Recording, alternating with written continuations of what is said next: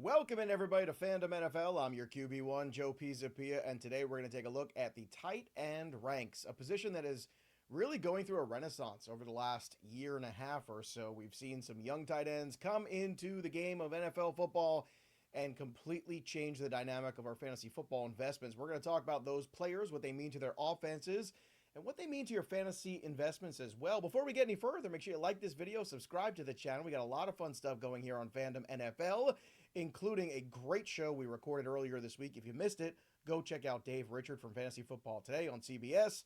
He was absolutely brilliant. We broke down all the sleepers, the ones that are consensus sleepers right now. We'll probably revisit some more of those guys later in the draft season, but we kind of dispelled some rumors about some, talked about our aggressiveness on some others, so don't miss that show and don't miss any show. Ring the bell till it goes ding. And remember, when you drop your comments here, you get to win cool stuff like this. That's right, Zay Flowers jersey. We're giving it away next week, so make sure you're in on it.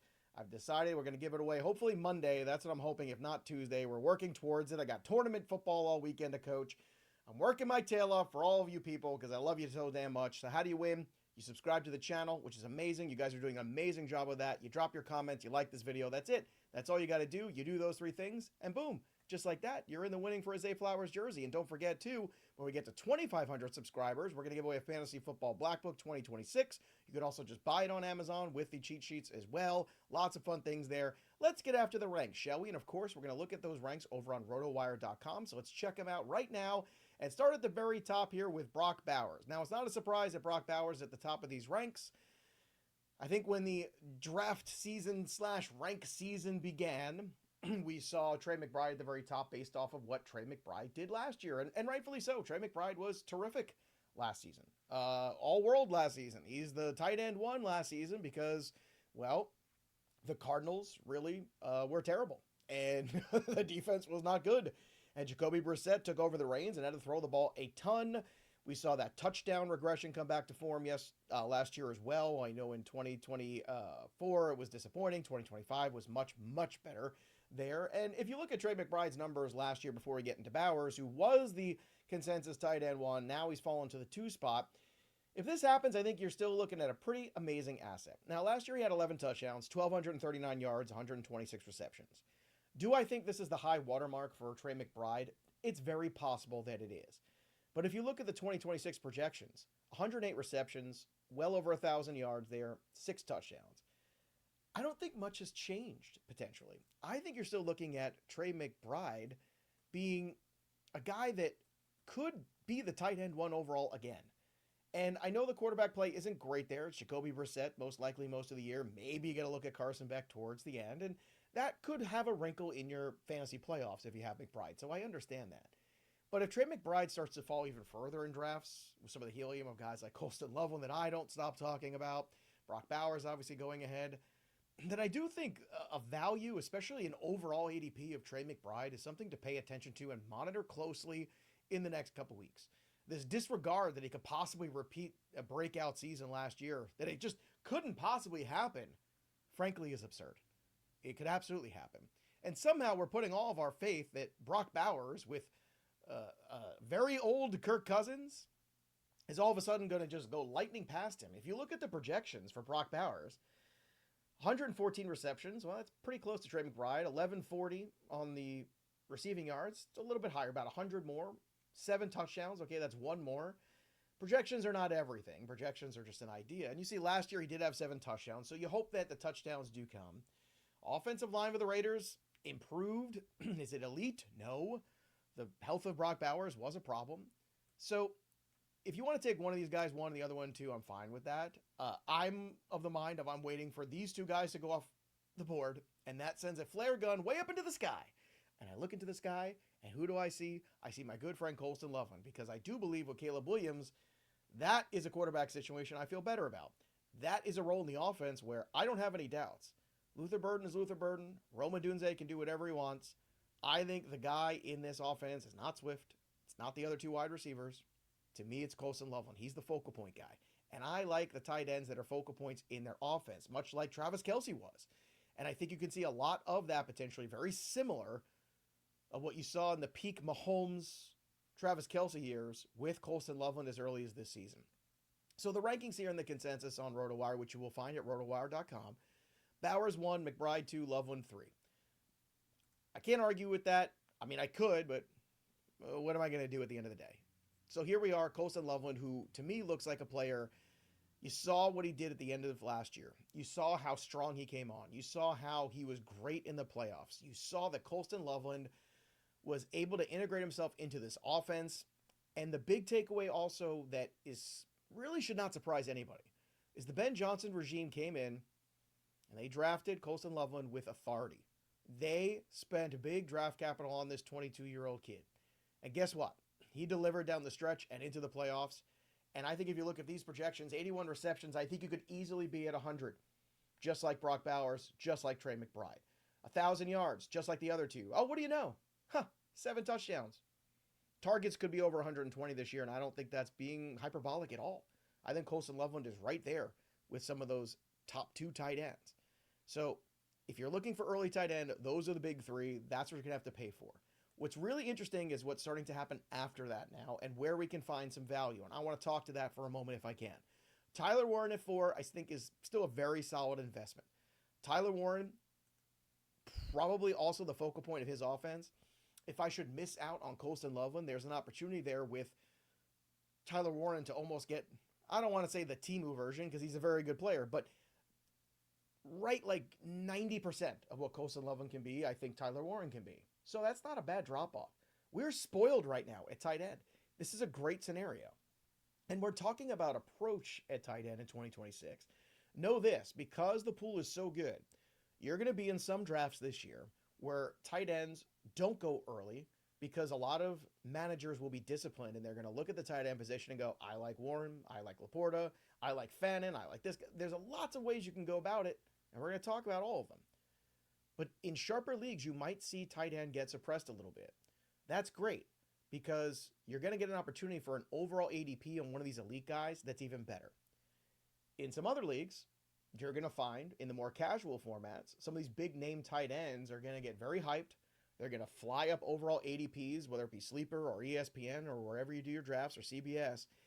And it's going to change the dynamic. And if you want one of them, you might have to go early second round to get them. I'm hoping we're talking about more of the third round for most of these guys, for the most part, into the fourth round. But just be prepared. I would also say, if you're in a 14-team league, I would be more aggressive on the elite tight ends. Why? Because you're getting a big relative position value over some of those less than fantasy league average tight ends that are going to go later here. The guys that are going to be 12, 13, 14 off the board. Colston Loveland, Brock Bowers, Tyler Warren are all going to be distinct advantages, in my opinion, over some of the other guys that are going later on. And I think that's very important because the whole idea of fantasy football is for me to outperform you from as many spots on my roster as I possibly can. Now, if I could do that from tight end in a 14-team league, I'm in a great spot because you might have a tight end that's getting you, 5 or 6 points every week, maybe 10 if you get lucky, if they score a touchdown. Meanwhile, these elite tight ends are going to get you double digits every week. That is a distinct advantage. Where it becomes difficult is making up that ground at wide receiver. So you really got to know that pool. You got to know who you're swimming with. Are you swimming with sharks or are you swimming with novices? In which case, you determine your own adventure. Chances are in a 14-team league, you're not playing with novices. So you got to understand the board and you got to know where that value is at tight end. To me, in 14, I don't mind pivoting to Warren, Kraft, and some of these other guys we're going to talk about. In a 10-team league, I would absolutely 100% also pursue some of these elite tight ends. Why? Because the supply and demand of wide receiver is more abundant, right? Abundance. What a wonderful concept. We love that. Now, the other thing you've got to think about too in those 10-team leagues or 12-team leagues where you have just 2 active wide receivers and maybe an extra flex, you have a little bit more leeway. You have the ability to make some changes on the fly and let the board come to you. And the tight end position with some of these elite guys is a distinct advantage. So let's continue to look at this advantage and how we can use it to our advantage. All right, so right now, after Tyler Warren at 4, which I'm on board with Warren at 4, Sam Laporta moving up that rank to 5 here. You saw some Fannin, some Kraft, some Laporta that's kind of mix and matching here. I still prefer Tucker Kraft to Sam Laporta only because I think there's less mouths to feed in Green Bay than Detroit. That's my feeling on it. Sam Laporta definitely feels like a guy who could have a huge bounce back year. Last year, missed significant time. We know that. He only ended up with 40 receptions, 489 yards, 3 touchdowns. Yesterday on the show with Dave Richard, we talked about Petzig coming in there and what that might look like. And we talked about using more tight ends and coming from that, sort of ilk in terms of philosophy. And if you look at the projections, I think they are good, slightly conservative. 76 receptions, 845 yards, 7 touchdowns. Once again, it's funny. Everybody's getting 7 touchdowns according to every projection. That's fun. Of course, that's not going to happen. We know that. This is football. So that's not going to happen at all. However, if he can get over 80 receptions, if he can get over 900 yards, Sam Laporta is going to be a value at his current ADP, which is nice. That's what you want there. So Sam Laporta, another one of these guys that I think you look at it and you go, okay, strong value if I miss out on the very top of this board, on the top 4. Okay, Sam Laporta, decent pivot. My pivot of choice is not Laporta. My pivot of choice is Tucker Kraft. Tucker Kraft, before he got hurt 6 weeks into the season, was a nightmare for opposing defenses. He was getting peppered with targets. He had touchdown upside. He had 6 touchdowns in basically a third of a season. It was a tremendous effort. He was top 5 in fantasy points per game at tight end last year. A lot of people forget that because he got hurt so long ago. It's kind of out of sight, out of mind, and that's wrong. That's not what you want to do. You want to get your mind right. 67 receptions, I think, is on the low end. 843 yards is on the low end. 8 touchdowns feels about right to me. I think he could push for 10. We could get double digits out of him. I think it's very possible. So for me, Tucker Kraft is one of these tight ends that I look at and I go, that's the value right in the middle. Tucker Kraft last year was able to show you he has elite fantasy points per game. The competition for targets is Jaden Reed and Christian Watson. All right, 2 guys that are good. Watson, certainly explosive, has big playmaking ability, but time and time again misses time with injury. Jaden Reed, a nice complimentary wide receiver, but I wouldn't call him special. And then there's Tucker Kraft. And for a while there, Jordan Love was really favoring Kraft, and Kraft really looked like he was going to have a superb breakout season. And I wonder if he had stayed healthy, what it would look like.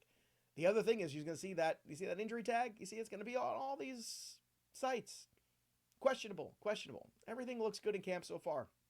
He's expected to be there for week 1. Everybody seems very excited about him. He's not going to start the year on the pup.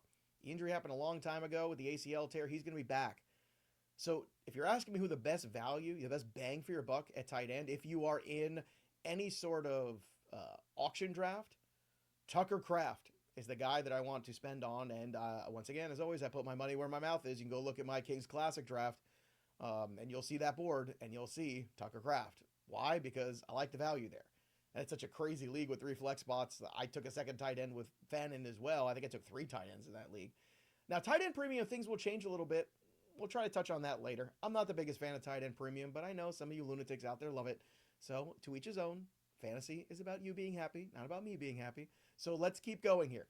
After Sam Laporta, Tucker Kraft at 6. Brilliant. If you can get Tucker Kraft in the middle of this pack, you see the elite go, then that next tier, boom. Just like John Madden would say, you jump on Tucker Kraft. Then you have Harold Fannin at 7. You have Kyle Pitts at 8. This group is slightly problematic because of the suspect quarterback play. You have Harold Fannin, who probably is going to play mostly there with Shedeur Sanders, who made some adjustments last year, certainly seemed comfortable with Harold Fannin Jr. There's a chance Harold Fannin could lead the Cleveland Browns in targets this year. That's easy. He could lead them in receiving yards. He can lead them in receiving touchdowns. There's a world where that happens. But there's a lot of variables. They drafted 2 young wide receivers in Concepcion and Denzel Boston. Jerry Jeudy's still there, right? They still have a lot of guys that they can go to.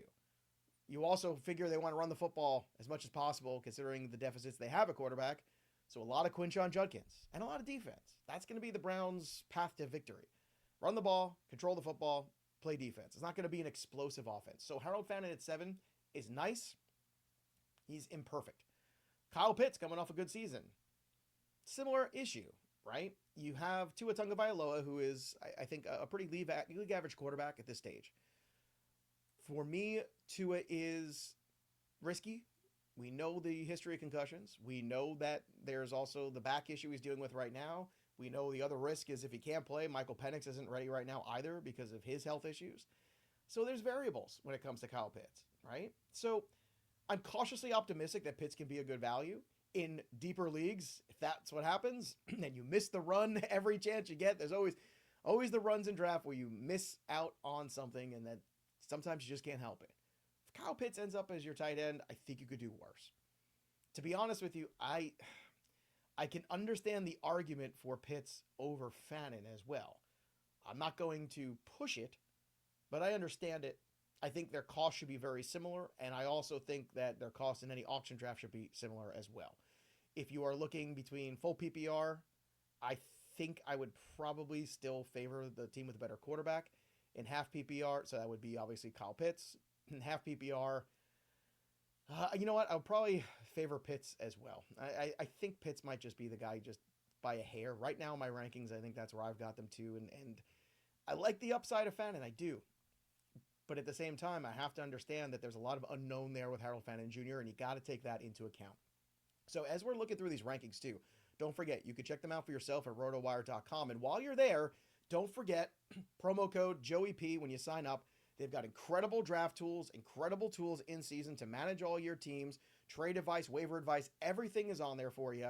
It is so much more up to date than some other sites you're going to find out there, especially the mock draft software. You've seen it here on the shows, and if you haven't, go watch one of the shows. It looks good.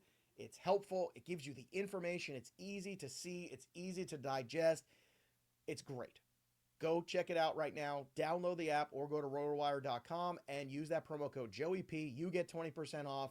I get a piece of the pie. You help keep independent creators going. And remember, for those of you who asked too, we're still available wherever you get your podcast to, on Spotify, iHeartRadio, Amazon Music, and Apple as well. So we're here for you. If you're on the go and you can't watch the YouTube or you don't want to, you just want to listen to the dulcet tones of Joe Pisapia, well, guess what? You could do that too. And if you also like the stupid of Joe Pisapia, Judge Joey's on here too, live every single week. So again, ring the bell till it goes ding, and then you can ask Judge Joey your questions. And yes, Uncle Joey will be back again. We'll get lots of fun characters. Emo Joe will make his return if I can get him out of his, his funk. He's very depressed right now. He saw that Robert Smith was playing with Olivia Rodrigo, and he doesn't know what to do with himself. So it's a lot going on.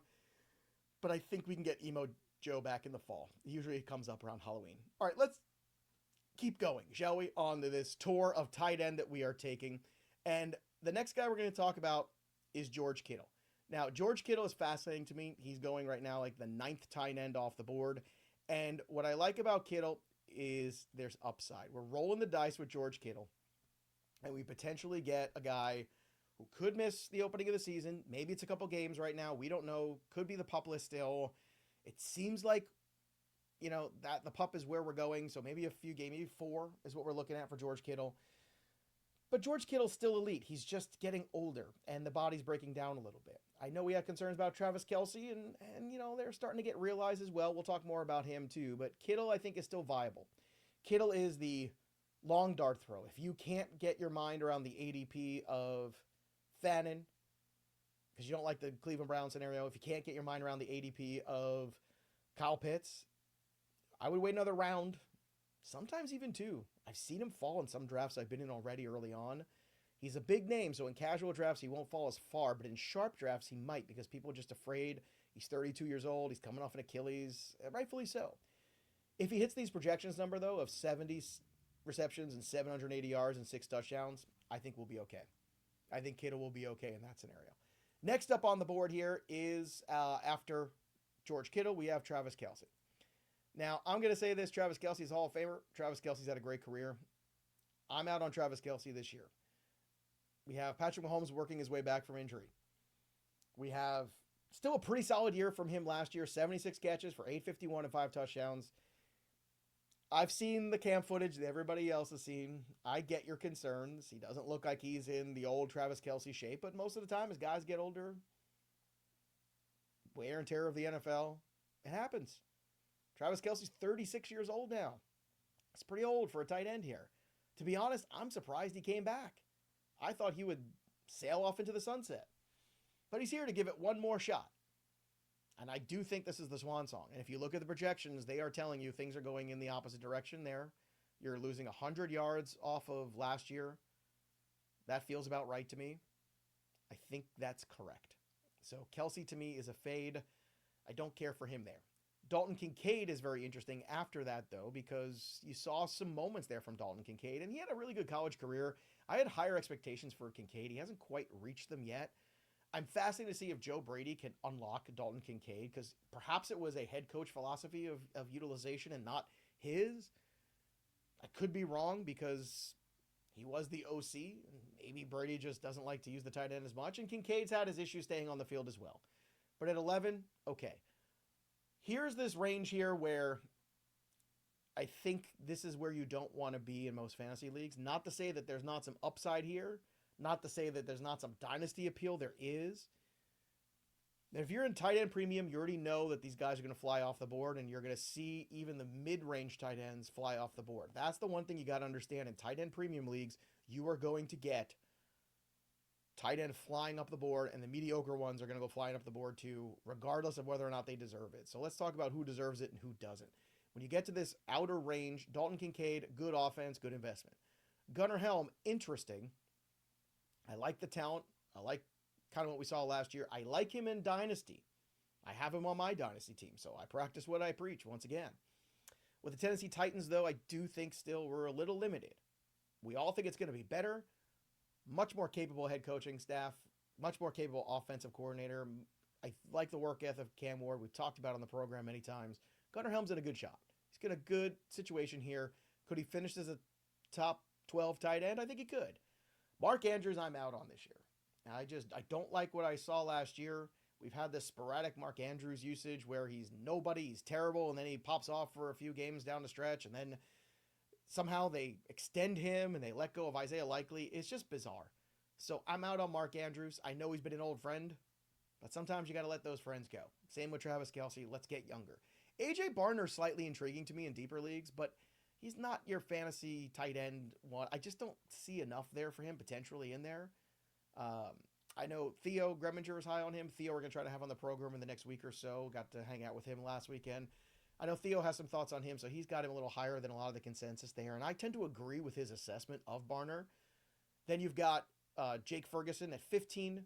Problem with Jake Ferguson is very simple. Jake Ferguson plays with CeeDee Lamb and George Pickens, so it takes one of those guys being out for Ferguson to really be consistent. So we can't live there. He, of course, goes way up the board potentially, or way up in value, I should say, when you have guys who are out. If CeeDee Lamb misses time, if Pickens misses time, that's when Ferguson can shine because there's just not enough target volume to go around.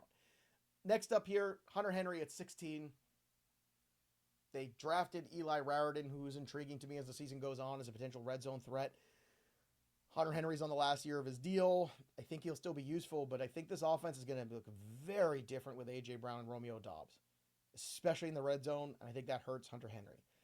To be honest, I think Dalton Schultz might have more value this year to me than Hunter Henry. I just feel like he's consistent. He is what he is, so to speak. But I would rather have Dalton Schultz than Hunter Henry, and I'm looking here in the consensus. I'm not the only one who thinks that. I am higher on consensus like Theo is of Dalton Schultz. Next up here, we're going to stop here at the top 20-ish. All right, Isaiah Likely at 18. Now, Isaiah Likely is one of these darlings. Here's the thing with Isaiah Likely. Isaiah Likely is in a situation where part of the appeal for Isaiah Likely is the concept of, well, Malik Neighbors misses time, so Isaiah Likely becomes a pass catcher that you want. 26 years old, that can still happen even if Malik Neighbors plays. But I do believe with Malik Neighbors trending in a good direction, it does hurt Likely just a bit. It hurts the kind of offense you're going to run, the shots you take down the field, as opposed to the shots that are over the middle of the field. Can Likely still finish as a fringy tight end one? I think he can. The projections, 62 receptions, 632 yards, 5 touchdowns. We got to get that touchdown total a little bit higher to the 7 or 8 range for me to get super excited about Likely. But I see the appeal of him. I would rather take a shot on him in that offense than some other guys. Too, the other problem is Matt Nagy, not necessarily the most dynamic play caller. Don't love that either. So some issues there. If you're looking at other sleeper tight ends, it's kind of tough. Isaiah Likely qualifies as a sleeper tight end. There is upside. We've never seen what he could do on a larger scale. There's just no guarantee that the larger scale is 2026. It's just, I'm sorry. I know it looks like it could be, and I want it to be. But there's no guarantee, which is why I like Tucker Kraft, which is why I like Colson Loveland, which is why I like getting involved at tight end or taking a shot at George Kittle. To round out these top 20-ish tight ends, you got TJ Hawkinson, who always has problems staying on the field, Oronde Gadsden, who has Njoku there. I was excited about Gadsden until Njoku showed up. Now I'm not excited about either. Dallas Goedert at 21 might be past his prime. They drafted Stowers, too. You could see him start to work in a little bit. The Greg Dulcich hype, I think, is way overhyped. I'm not into it. And then, of course, we talked about Chigakonkwo the other day on the program with Dave Richard. And as we were discussing Chigakonkwo, not 2 minutes later, Stephon Diggs signed. And we talked about what that would look like. And now it looks less intriguing. Probably more of a streamer. In deeper leagues, maybe a guy that you have two tight ends. If you really miss out on things you can live with, but I don't love it either. So now that Stephon Diggs comes to town, you might still see Jaden Daniels, just as he continues to mature and grow as a quarterback, still look for that tight end more than we realize. I do think it's intriguing because now that Diggs is there, the consensus will push Chigakonkwo down even further to the ranks, and I think that's probably the right call. So he might become such a free value in deeper leagues or even in tight end premium leagues. That's a spot in tight end premium where when you're starting to look at wide receiver 4s and 5s and you say, Chigakonkwo, interesting in this format. Isaiah Likely, interesting in this format. So that's kind of what it looks like in tight end right now. We are in a great spot with the top 6. I'd like to stay in the top 6 if you can. If you get outside of there, you've got Pitts, you got Fannin, you got that conversation to have internally with yourself. Or you could roll the dice on the salty veteran that is George Kittle, who's proven time and time again that he could be the guy. But George Kittle is another year older and coming off an injury, and I understand that concern. So if you do draft George Kittle, I don't think it's a bad idea to take another tight end. You might have to anyway for the first couple weeks of the season.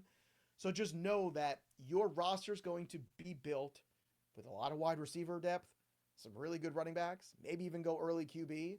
And if you wait late tight end, and you end up with George Kittle, back it up a little bit because you've got the depth there, chances are, in that roster build to back it up. And that's what I'm here to do here on FandomNFL. I am here to help you get better at fantasy football. I'm helping you to get inside this beautiful bald head of mine so you can make good decisions.